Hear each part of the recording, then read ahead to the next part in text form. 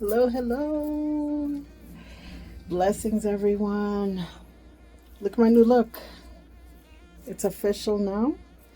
I am a priestess of Elegua, of Esu.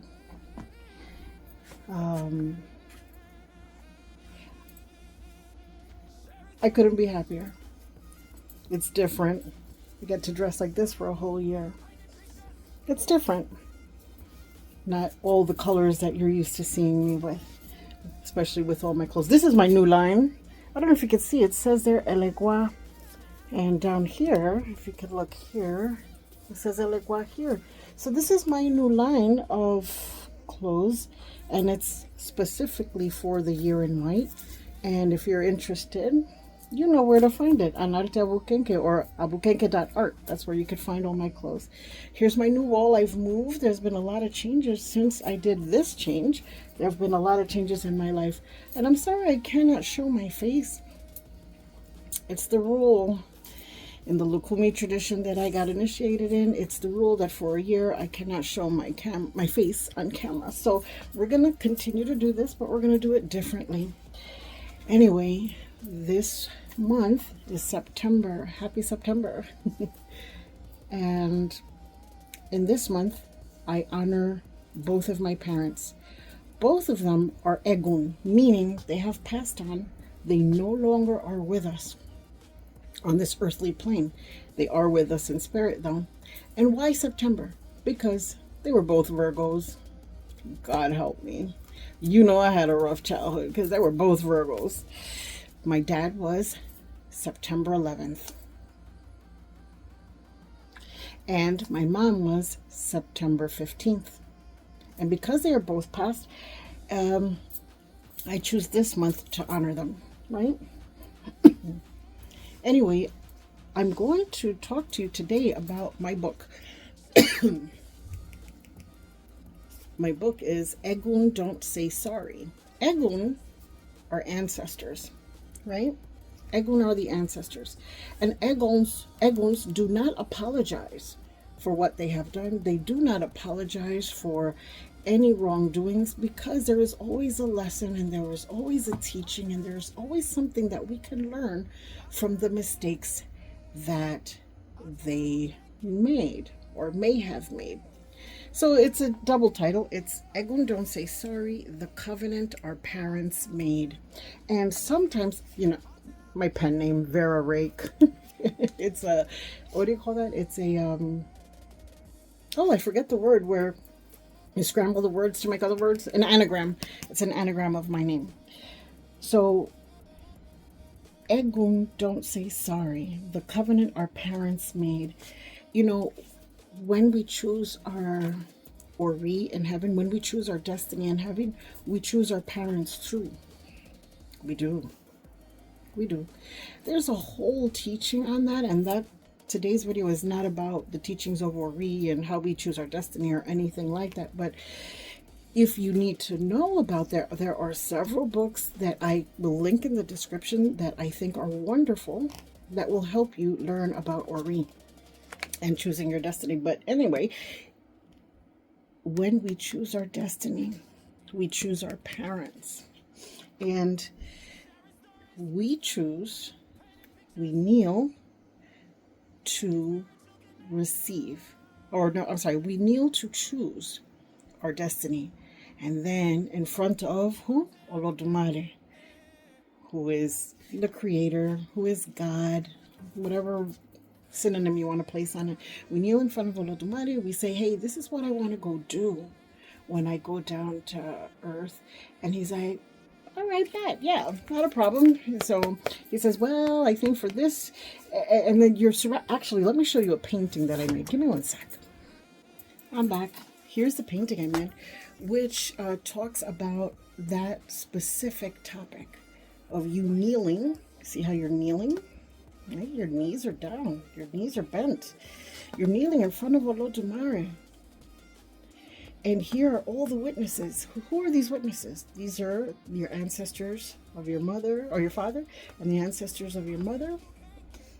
Here are all of the spirits and all of the guides around witnessing this event. witnessing this event, and then they're like, you know what, you're going to need support. If you want to do this, let's say you want to cut hair. Well, you're going to need the spirit of Oshun to help you with that. And you're going to need the experience of your grandfather who was a barber, or your great-great-grandfather who was a barber. And maybe you need some skills from Egun. So Egun is going to accompany you too, right? And then you kneel to receive all of these gifts that they're giving you, so that when you come down to earth, you are prepared and ready to launch on your journey as a hairdresser / stylist, as whatever. That's just one example, right? But this is a depiction of kneeling, Akunleyan-Akunlegba, and there's one other I can't remember right now, but this is you kneeling to choose and kneeling to receive, okay? When this is happening, though, right? When this is happening, your parents, you see these big balls right here? That's your parents contributing to this event. They promise to support you in everything that you do, and everything that you do when you're on earth, in order to satisfy that which you chose to do in heaven. What happens though? Sometimes you come to earth and it's not exactly what you thought it was going to be, because you think support looks like cheerleading. Hey, I got you, you're doing it, right? Support, you think, looks like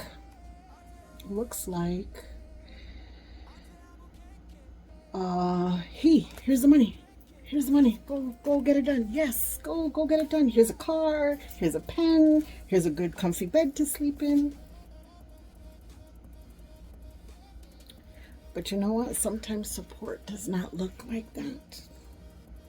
They promise to bring you in the world, and they promise to support you.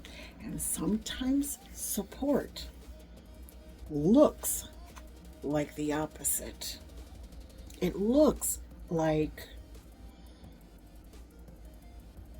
I'm going to keep you away from this in order for you to do that. And it depends on the person. You see, when I got crowned, I received a sign. I received the sign of Iroso. Now,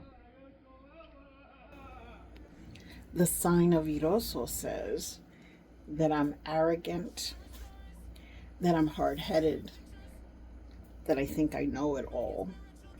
In other words, I lack humility. So how do you support someone who is arrogant, who thinks they know it all, and lacks humility? Sometimes you need to knock it out of them. Sometimes you need to not listen to them, not allow them to speak. And that is still supporting. I know that sounds so contrary. In this story right here, that's in this book, which is, look at this messy book. Look at this, the state of this book. It's called Tratado Encliclopédico de Dilogún. I know that's in Spanish. An introduction. This is an introductory encyclopedia of the Dilogún, of the treaties of the Dilogún. What is a treaty? They're stories. Here in the diaspora, we call these stories pataki, okay? But in Yoruba, they might be called itan, okay? And these stories are just a recollection of life experiences. And it says here, in the simple Odu of Odi, where Iroko, which was the Seba tree, right? The Seba tree, I think, is born in the Odu of Iroso, which is my sign. But in the story of Odi, when he was going through that life experience, it talks about how Odi had always been in heaven. And he didn't really feel like coming down to earth for nothing. He's like, I'm okay here. I'm good. And she was like, yeah, it's time for you to go down. Yeah, everybody here in heaven goes down to earth to have an experience. And he's like, but look, I'm okay here. Look, I witnessed creation. They're like, you didn't witness creation, really. You woke up when creation started, but you didn't actually witness it. And he's like, well, I've always been here. I'm comfortable here. I don't need to go nowhere. And as you said, look, not only do we all go through it, but in your sign here that's showing up for you, it's saying that when you go down in your older years, in your elder years, you will achieve status.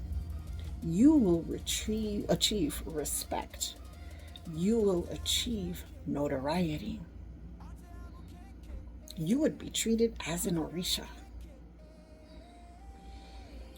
He says, but the only caveat is you need to be patient, because all of this will come to you, but you need to be patient. And Hiroko says, well, if I have no way out of it, well, I guess, okay, I'll do it, fine. I'll do my Ebel so that I can be born. And as she said, remember, you must always sing my praises. Always. That is part of your patience, your practice in patience. And Hiroko came down to, did his Ebel, and he came down to earth, and he was stuck in the dirt. He was stuck in the dirt, and he could feel the heat, and he could feel the water, and he could feel all of these things that were like infringing on him. And he felt tight, and he felt hot, and he felt warm, and he felt cold. And one day he was born, and he opens up as a sapling. And he says, I'm born. He can't speak, but he says, I'm born. He says, Maferefun, Eshu, Maferefun, which mean all hail or praises to Eshu. But when he realized where he was surrounded by trash. He was born in a trash dump. But he remembered his promise, which was to every morning sing Eshu's praises. So even though he was born in a trash dump and was born surrounded by trash, where people would come and defecate, because back in those days, things were not set up the way they are right now. He would every morning and every night say, Maferefun Eshu. One day I will get notoriety. One day I will be venerated. But years passed, and Eshu would come check on him from time to time to see if he had learned humility. Well, time passed, and he was still in the same spot, unable to move anywhere. But his trees and his leaves would grow. They grew ginormic. And he started to grow seeds, which were his children. And he taught his children to worship and to venerate and to praise Eshu. So when these little seedlings flew away and they started to germinate in the ground and grow near the tree, their roots intermingled with their father's, or their, the original tree's roots. And every morning there was a choir of Maferefun Eshu, Maferefun Eshu. And one day, centuries later, decades later, so time had passed. One day Eshu's going by the forest, and he hears the choir of Maferefun Eshu, Maferefun Eshu. And he says, did Hiroko finally learn humility? And he gets closer, and he hears it louder, Maferefun Eshu. And he sees that all of Hiroko's children, Hiroko and Hiroko's children, had turned into a forest, and all venerated and praised Eshu. So One day, it was a very dry season, and the people who lived nearby, the ones who would bring the trash, right? They used to make their houses out of clay. And it was so dry that the houses would crumble when it was this dry, because it was made out of clay. So Eshu went to the oldest person in the village and whispered in his ear, you know, there's a new way to make houses. We can use the wood of the iroko tree that's in the forest nearby. And the old man said, but how will we get to it? It's a trash dump. It's a trash dump.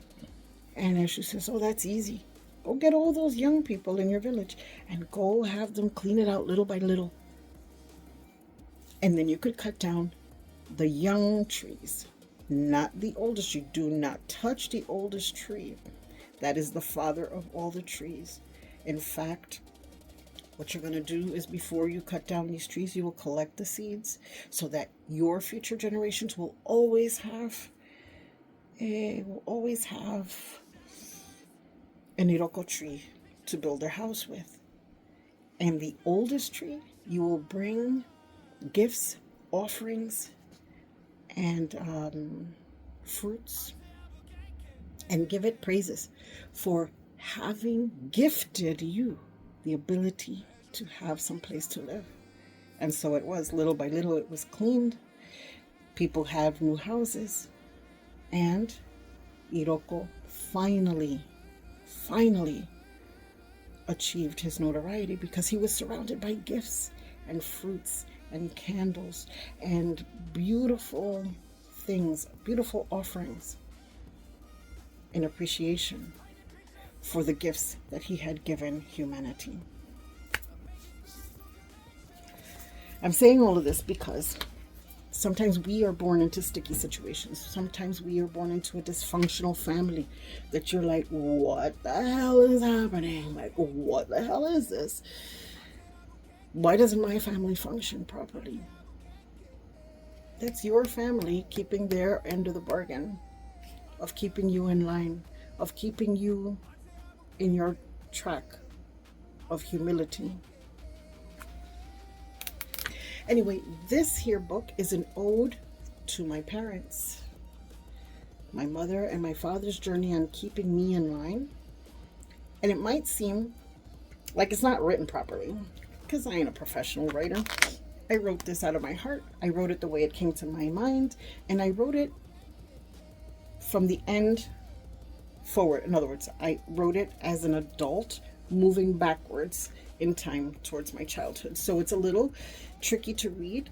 One of my friends read it and said, oh, I would give it a 2.5 stars.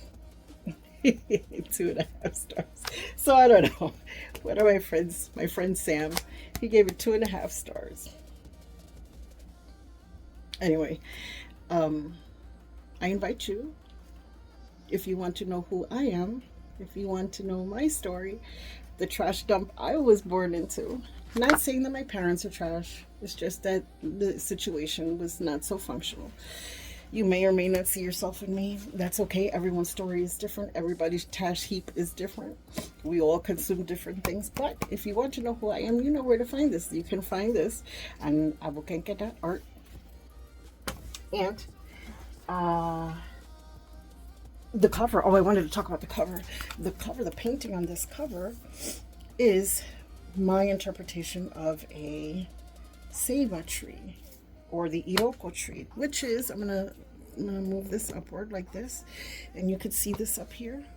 That is the original painting of the Iroko tree. Do you see it there?